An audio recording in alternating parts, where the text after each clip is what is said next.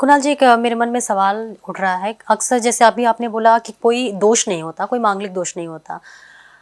एक famous actress, बात कर लेते हैं ऐश्वर्या राय की। जब उनकी शादी हुई थी, बहुत बीते समय में पहले चलते हैं, तो जी।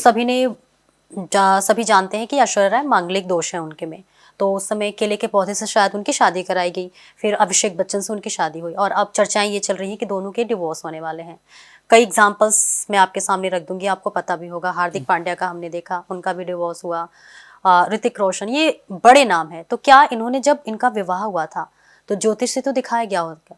तो बहुत सारे लोग अभी ये सोच रहे हैं, और ये लोगों में चर्चाएं हैं कि ऐश्वर्या राय की जो शादी हुई है वो नॉन मांगलिक है, अभिषेक बच्चन और मांगलिक है। तो इस वजह से उनके जो डिवोर्स की चर्चाएं चल रही हैं, तो इसके पीछे क्या कनेक्शन है, अगर ये दोष नहीं है तो?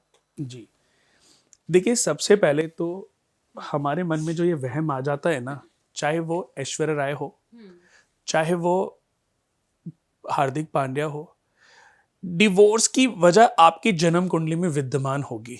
आपकी कुंडली में डबल मैरिज का योग, मैंने 70 साल में, कभी आपने सुना होगा, बहुत जो वर्ल्ड के सबसे रिच, मेरे ख्याल से जो अमेजोन, एलन मस्क की बात हाँ, कर रहे हो आप? नहीं वो नहीं, अभी एक डिवोर्स हुआ जो कि मेरे ख्याल से सबसे महंगा, वर्ल्ड सबसे का महंगा सबसे डिवोर्स महंगा था, डिवोर्स यस। था। हम्म। और किस एज में जाके हुआ? 60 साल बुजुर्ग होते। प्लस की एज में। तो ये अगर लिखा गया है तो ये होना ही है। भगवान, ईश्वर कभी कभी आपके अच्छे कर्मों से इतने प्रभावित हो जाते हैं कि आपकी बुरी चीजों को, छोटे में कि आपकी पत्नी आपको छोड़ के गई, गुस्से में अपने मैके चली गई, 1 महीने 1.5 महीने रही, फिर वापस आ गई, इस था ये भी डिवोर्स। लेकिन क्योंकि रिटर्न में नहीं हुआ, तो आप इसको डिवोर्स। पुराने समय में पत्नी एक बार चौखट लांग जाती थी ना, तो पति वापस घर में नहीं आने देता था। उदाहरण है, बहुत सारे उदाहरण हैं ऐसे। तो जैसे कि मैंने, क्योंकि क्वेश्चन आपका बहुत अच्छा है, और देखिए ऐसा भी नहीं है कि आज उनकी जो बेटी है वो करीबन 12 13 14 साल की हो भी गई, उसके बाद जाकर के ये परिस्थिति डेवलप हुई है। तो जो ऐश्वर्या राय जी हैं वो मांगलिक हैं, और अभिषेक बच्चन मांगलिक नहीं है।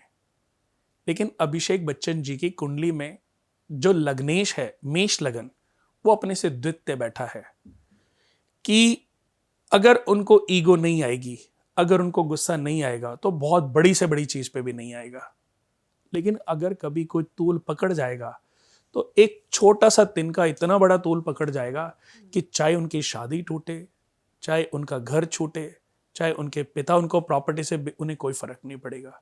ये दम्भी लोग होते हैं। मेष लगन काल पुरुष कुंडली है, यानी कि कलयुग का जब अवतार हुआ धरती पर, तो वो इसी मेष लगन में इस धरती पर आए थे। सबसे पहली भेंट उनकी राजा परीक्षित से हुई थी। तो चलो ये हम मैथोलॉजी में बाद में जाएंगे। हाँ, तो उनके देखो और भी बहुत सारे कारण हैं कि जैसे अभिषेक बच्चन जी की कुंडली में राहु 7th हाउस में बैठे हैं। अगर किसी के भी 7th हाउस में राहु बैठ जाए या केतु बैठ जाए, वो मांगलिक है या नहीं है, तो शादी उनकी जरूर टूट सकती है। और उसकी वजह बनेगी या तो उनकी लाइफ में कोई तीसरा आएगा, दूसरा आएगा, या उनकी वाइफ की लाइफ में। वो जरूरी नहीं है कि आप तीसरे को काउंट करो कि उसकी लाइफ में कोई बॉयफ्रेंड आ गया या उसकी लाइफ में कोई गर्लफ्रेंड आ गई। कभी कभी बहन भी हो सकती है, कभी भाई भी हो सकता है, कभी माता भी हो सकती है, कभी पिता भी, कोई तीसरा व्यक्ति उनकी लाइफ में आएगा, और वो उसकी वजह से उनका, क्योंकि राहु बुद्धि को भ्रष्ट कर देता है, सोचने समझने की शक्ति को छीन कर देता है। बट ये मनुष्य को लगता है। राहु एक्चुअल में तो जहां पर बैठा है उसके सत की परीक्षा लेता है कि तू अपनी पत्नी पर कितना विश्वास करता है। वो जिस घर में बैठेगा ना, उसकी परीक्षा आपसे एक जीवन में जरूर लेगा। इसीलिए मैं कहता हूं दोस्तों, इन ग्रहों के ना सबसे पहले नेचर को समझो। और आज नहीं कल, कल नहीं परसों, अगर आप हमारे इन शोज के साथ जुड़े रहेंगे, तो मैं हर एक ग्रह की कहानी, हर एक ग्रह की जीवन शैली उसकी लाइफ स्टाइल आपके सामने जरूर लेकर के आऊंगा, ताकि आपके जीवन में इससे आपको लाभ मिल सके। अब इनकी कुंडली में सबसे ज्यादा जो इशू है वो है कि राहु 7th हाउस में बैठे हैं और केतु लगन में बैठे हैं। वो मेष लगन कुंडली में और भी ज्यादा ये नेगेटिव प्रभाव डालते हैं। और आप लोगों ने अगर याद नहीं है दोस्तों, तो मैं याद दिला देता हूं कि जब ये शादी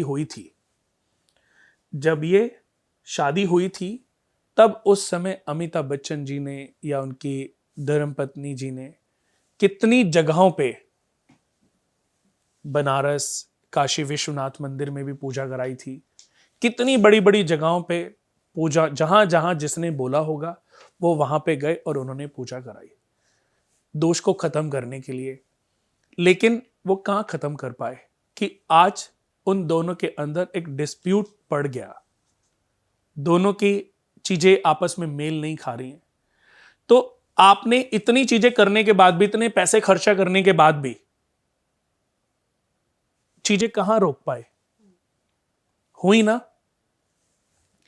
इसलिए मैं कहता हूं कि हर व्यक्ति की जन्म कुंडली को पर्सनली आकलन करके ही हमें यह डिसाइड करना चाहिए कि हमें यह शादी करनी चाहिए कि नहीं करनी चाहिए। और जब यह शादी हो रही थी ना, तब भी, क्योंकि तब भी अब मेरे को याद नहीं है, तब भी मैंने अपने एक शो में बोला था, मैंने नाम लेके तो नहीं बोला था, पर अपने एक शो में बोला था कि आज नहीं तो कल, पर भविष्य में एक बार ऐसी स्थिति जरूर डेवलप होगी कि जब ये कुछ समय के लिए अलग हो जाएंगे।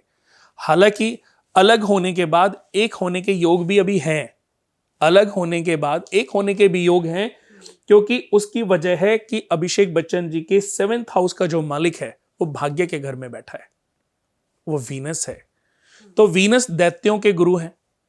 अब एक बार ऐसी परिस्थितियां जरूर डेवलप होंगी कि अभिषेक बच्चन जी के मन में यह विचार उत्पन्न होगा, बट इसके लिए अगर सराउंडिंग जो लोग हैं वो अपने रोज रोज उनको नेगेटिव चीजें जब उनके मस्तिष्क में भरना कम कर देंगे, जब व्यक्ति एकांत में होगा, लंबे सफर में होगा, अपने बिस्तर पर लेटा होगा और उसके बारे में सोच रहा होगा, तो उसकी अच्छाइयां याद आएंगी।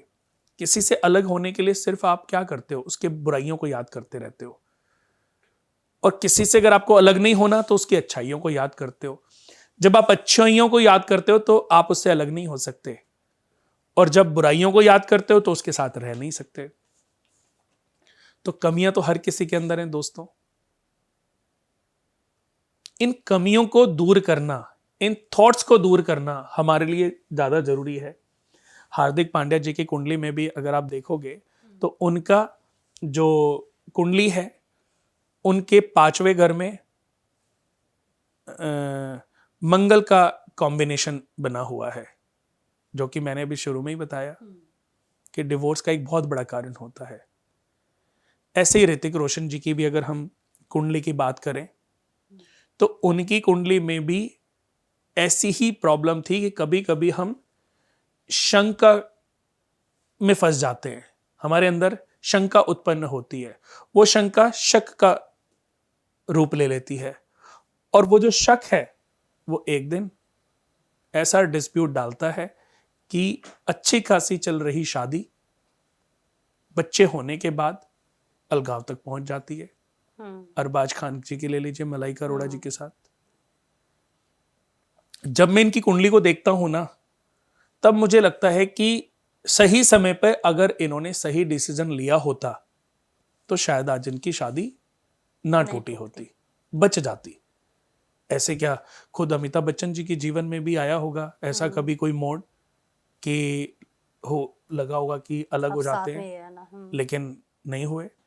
ऐसे बहुत लोगों के जीवन में आता है, जिनको हम जानते हैं वो भी, और जिनको हम नहीं जानते हैं वो भी। जिनको हम जानते हैं, जो बड़े बड़े नाम हैं, भाई उनको टीवी पे देखा है, मूवी में देखा है या किसी रूप में देखा है, तो वो एक फेमस पर्सनैलिटी है। एक बहुत सारे आम आदमी हैं जो बेचारे एक साधारण सी जॉब में हैं, लेकिन सेम प्रॉब्लम है, उनके साथ भी ये सिचुएशंस उत्पन्न होती हैं। बट उस सिचुएशन से समझदारी से, आपने देखा होगा जब आप किसी अदालत कोर्ट कचहरी में जाते हो तो कानून के हाथ में एक तराजू होती है, बैलेंसिंग। ईश्वर भी आपकी परीक्षा लेने के लिए ये दशाएं, अंतरदशाएं, प्रत्यंतर दशाओं को देता है कि इनमें हमारी वो परीक्षाओं का ही, अब देखिए अच्छी दशा बृहस्पति की है, पर बृहस्पति के अंदर भी राहु आएंगे, गुरु चंडाल दशा हो गई, केतु भी आएंगे, उनके सबसे जो शत्रु दैत्यों के गुरु हैं शुक्राचार्य जी की अंतरदशा भी आएगी। उनमें जरा सी हलचल होती है, हम फौरन घबरा जाते हैं, प्रॉब्लम आती है, फौरन घबरा जाते हैं, किसी एस्ट्रोलॉजर के पास पहुंचते हैं, वो एक और वहम डाल के दे देता है कि आप पे तो जी चंडाल दशा चल रही है और इस पीरियड में आपके तो परिवार में अलगाव भी हो सकता है, कोई एक्सीडेंट भी हो सकता है, कोई ये भी हो सकता है, कोई वो भी, फलाना, ऐसी नेगेटिव नेगेटिव नेगेटिव बहुत सारी चीजें बता देते हैं। तो क्या होता है, गाड़ी ठुक जाती है। आदमी सोचता रहता है ना, लॉ ऑफ अट्रैक्शन, हम जैसा सोचते रहते हैं वैसा हमारे साथ जरूर होता है। किसी ने वहम डाल दिया ना कि आपकी तो शादी टूटेगी, तो आपकी शादी जरूर टूटेगी, क्योंकि आपने उस बात को अपने मन में रख लिया और आप रोज उसको याद करते हो। जरा सी पति गुस्सा, हाय पंडित जी ने बोला था तो गुस्सा, ये तो सच में ही गुस्सा हो रहे हैं, ये तो वही चीजें उत्पन्न हो रही हैं। करते करते करते करते एक दिन टूट गई, अरे पंडित जी वो तो एस्ट्रोलॉजर ने तो सही बोला था। बहुत दुनिया में देखो इतने अच्छे आचार्य हैं, इतने अच्छे एस्ट्रोलॉजर भी हैं, इतने अच्छे पंडित जी भी हैं, बहुत नॉलेज देते हैं, बहुत ज्ञान बांटते हैं। मेरे को भी, मैं भी कभी, जैसे पहले टीवी पे तो देखो जल्दी से किसी को सुनना होता नहीं था, लेकिन अब क्या, फोन हाथ में रहता है, आप कहीं गाड़ी में बैठे हो, ना चाहते हो भी किसी आपने, क्योंकि कोई चीज आप जब देखते हो ना, किसी चीज को या तो आप आगे कर देते हो या उसको देखते हो। जब किसी रील को देखते हो और वो आपने पूरी देख ली, एक जिज्ञासा उत्पन्न हुई, तो फिर उस तरह की रील आपके पास बार बार आने लगते हैं। तो ऐसे बहुत सारे लोग हैं जो मुझे लगता है कि देखो ज्ञान बांटने का, ज्ञान देने का काम कर रहे हैं और अच्छा कर रहे हैं।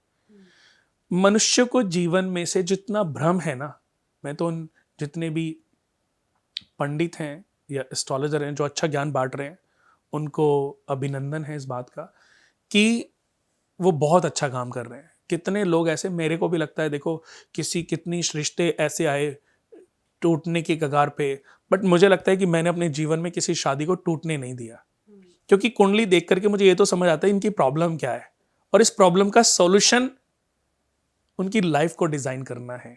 एस्ट्रोलॉजी को, कुंडली को ठीक करना नहीं है उनकी प्रॉब्लम का सॉल्यूशन, उनकी लाइफ को डिजाइन करना है।